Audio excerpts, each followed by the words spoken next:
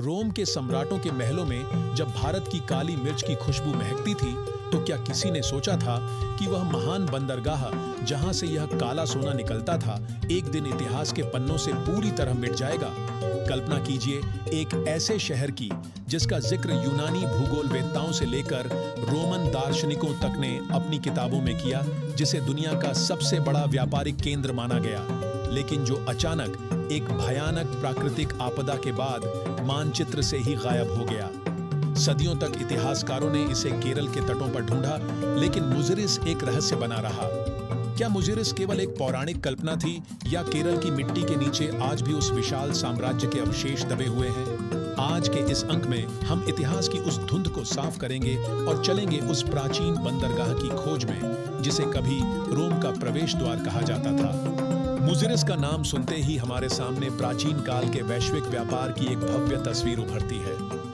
आज से लगभग 2000 साल पहले, जब दुनिया के नक्शे पर सीमाएं आज की तरह नहीं थीं, तब भी भारत शेष विश्व के साथ एक अटूट रिश्ते में बंधा था।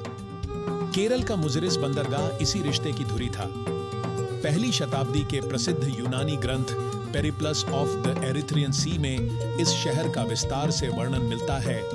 लेखक लिखता है कि मुजिरिस अरब सागर के किनारे एक ऐसा संपन्न शहर है जहां मिस्र और अरब के जहाज मसालों के बदले सोना लेकर आते हैं। रोमन दार्शनिक प्लिनी द एल्डर ने तो यहां तक लिखा था कि रोम की विलासिता के कारण हर साल भारी मात्रा में सोना भारत की ओर बह रहा है, और इसमें मुजिरिस का सबसे बड़ा हाथ है। लेकिन यहाँ सवाल उठता है कि मुजिरिस में ऐसा क्या था जिसने रोम जैसे शक्तिशाली साम्राज्य को अपना दीवाना बना लिया था? इसका उत्तर था काली मिर्च, जिसे उस समय ब्लैक गोल्ड यानी काला सोना कहा जाता था। रोम के अमीर परिवारों में काली मिर्च का होना प्रतिष्ठा का प्रतीक था। इसके अलावा यहाँ से चंदन, कीमती पत्थर, हाथी दांत और रेशम का भी बड़े पैमाने पर निर्यात होता था। बदले में पश्चिमी देशों से कांच के बर्तन, बढ़िया शराब, तांबा और सोने के सिक्के भारत आते थे। मुजिरिस केवल एक बाजार नहीं था, यह संस्कृतियों का मिलन बिंदु था। यहाँ हिब्रू, लैटिन, ग्रीक और अरबी भाषाएं एक साथ गूंजती थीं। लेकिन विडंबना देखिए, जिस शहर के बारे में पूरी दुनिया में चर्चा थी, उसका सटीक स्थान आधुनिक काल तक एक पहेली बना रहा। मुजिरिस की इस पहेली को सुलझाने की शुरुआत हुई केरल के एक छोटे से गांव पट्टनम से। दशकों तक विद्वानों का मानना था कि आधुनिक कोडुंगल्लूर ही प्राचीन मुजिरिस है, लेकिन वहां कोई ठोस पुरातात्विक साक्ष्य नहीं मिल रहे थे। साल 2004 के आसपास पट्टनम में जब स्थानीय लोगों को बारिश के बाद जमीन से पुराने मनके और मिट्टी के बर्तन मिलने लगे, तो पुरातत्वविदों का ध्यान इस ओर गया। पट्टनम उत्खनन ने वह कर दिखाया जिसकी किसी ने कल्पना भी नहीं की थी। जमीन की गहराई से जो अवशेष निकले, उन्होंने मुजिरिस के अस्तित्व पर मुहर लगा दी। खुदाई के दौरान पुरातत्वविदों को यहाँ रोमन एम्फोरा के टुकड़े मिले। एम्फोरा वे खास तरह के मिट्टी के बर्तन होते थे जिनका उपयोग प्राचीन रोम में शराब और जैतून का तेल ले जाने के लिए किया जाता था। इसके साथ ही यह मेसोपोटामिया और अरब देशों के चीनी मिट्टी के बर्तन और प्राचीन मेसोपोटामियाई शैलियों की कांच की वस्तुएं भी मिली। सबसे रोमांचक खोज थी एक प्राचीन नौका के अवशेष और ईंटों से बना एक विशाल घाट या जेटी। कार्बन डेटिंग से पता चला कि ये अवशेष ईसा पूर्व पहली शताब्दी के हैं। पट्टनम की गलियों के नीचे दबे ये सिक्के और मनके चिल्ला चिल्ला कर कह रहे थे कि यही वह महान मुजिरिस है जिसने कभी वैश्विक अर्थव्यवस्था को नियंत्रित किया था।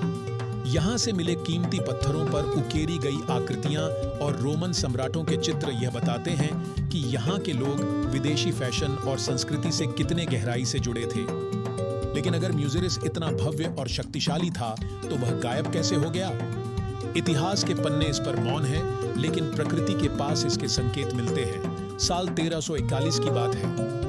केरल के इतिहास में यह साल एक महाप्रलय की तरह दर्ज है। पेरियार नदी में आई एक भीषण बाढ़ ने पूरे भूगोल को बदल कर रख दिया। इतिहासकारों और भूवैज्ञानिकों का मानना है कि इस प्रलयकारी बाढ़ ने पेरियार नदी के मुहाने को मलबे और गाद से भर दिया। नदी ने अपना रास्ता बदल लिया और वह विशाल बंदरगाह, जहां कभी बड़े बड़े समुद्री जहाज लंगर डालते थे, अचानक समुद्र से कट गया। एक ही झटके में मुजिरिस की व्यापारिक नस काट दी गई। जहाजों का आना बंद हो गया, बाजार उजड़ गए और धीरे धीरे मिट्टी की परतों ने इस महान सभ्यता को अपने भीतर समा लिया। इसी बाढ़ के परिणाम स्वरूप कोच्चि के नए बंदरगाह का जन्म हुआ, जिसने आने वाली सदियों में मुजिरिस की जगह ले ली। मुजिरिस एक ऐसा शहर बन गया जो केवल यादों और पुरानी किताबों में जिंदा रहा। मुजिरिस की खोज केवल पत्थरों या सिक्कों की खोज नहीं है, बल्कि यह भारत के उस स्वर्णिम काल की पुनरावृत्ति है जब हम दुनिया के व्यापारिक गुरु थे। पट्टनम में मिली वस्तुओं का विश्लेषण करने पर पता चलता है कि यहाँ एक उन्नत औद्योगिक समाज था। यहाँ केवल विदेशी सामान आता ही नहीं था, बल्कि उसे परिष्कृत भी किया जाता था। यहाँ मिले अर्धकीमती पत्थरों, सेमी प्रेशियस स्टोन्स के कारखानों के अवशेष बताते हैं कि भारत उस समय भी मैन्युफैक्चरिंग का एक बड़ा केंद्र था। मुजिरिस का यह रहस्य हमें सिखाता है कि वैश्वीकरण यानी ग्लोबलाइजेशन कोई आधुनिक अवधारणा नहीं है। हमारे पूर्वज 2000 साल पहले ही दुनिया से जुड़े हुए थे।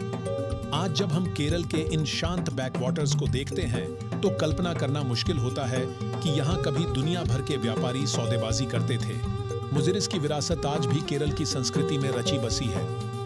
यहाँ की प्राचीन मस्जिदों, मंदिरों और चर्चों की वास्तुकला में हमें उन विदेशी प्रभावों की झलक मिलती है जो मुजिरिस के माध्यम से भारत आए थे। मुजिरिस केवल एक बंदरगाह नहीं था, वह एक ऐसा द्वार था जिसने भारत के ज्ञान, दर्शन और मसालों को दुनिया के कोने कोने तक पहुंचाया। इतिहास की यह यात्रा हमें याद दिलाती है कि समय कितना बलवान है। जो शहर कभी रोम के बराबर खड़ा होने का दम भरता था, उसे एक नदी की बाढ़ ने गुमनामी के अंधेरे में धकेल दिया। लेकिन पुरातत्व की मेहनत ने उसे फिर से हमारे सामने ला खड़ा किया है। मुजिरिस की कहानी अभी भी अधूरी है। पट्टनम के कई और टीलों का खोदा जाना बाकी है। हर नई खुदाई के साथ हम प्राचीन भारत की उस अदृश्य कड़ी के करीब पहुंच रहे हैं जो हमें विश्व इतिहास के केंद्र में स्थापित करती है। मुजिरिस का पुनरुत्थान हमें गर्व करने का एक नया कारण देता है और यह बताता है कि हमारी जड़ें कितनी गहरी और व्यापक हैं। मुजिरिस के इन तटीय रहस्यों और लुप्त होते साम्राज्यों की दास्तान से आगे बढ़ते हुए हम अगले एपिसोड में मध्य भारत की ओर रुख करेंगे, जहां हम देखेंगे एक ऐसा वास्तुशिल्प चमत्कार जो जमीन के ऊपर नहीं बल्कि पाताल की गहराइयों की ओर बना है। एक ऐसी बावड़ी जिसकी हर ईंट पर कला का अद्भुत संगम है और जिसे रानी ने अपने पति की याद में बनवाया था। क्या आप जानते हैं 100 रुपए के नोट पर अंकित उस जादुई संरचना के पीछे का सच? अगली बार हमारे साथ चलिए गुजरात के पाटन में, जहां रानी की वाव के गलियारे हमें भारत की जल इंजीनियरिंग और भव्य नक्काशी के रहस्यों से रूबरू कराएंगे। इतिहास के इस सफर में बने रहिए, क्योंकि हर पत्थर के नीचे एक नई कहानी दबी है। अभी के अभी इस वीडियो को एक बड़ा लाइक दें, चैनल को तुरंत सब्सक्राइब करें और उस घंटी वाले बेल बटन को दबाना बिल्कुल न भूलें। नमस्कार।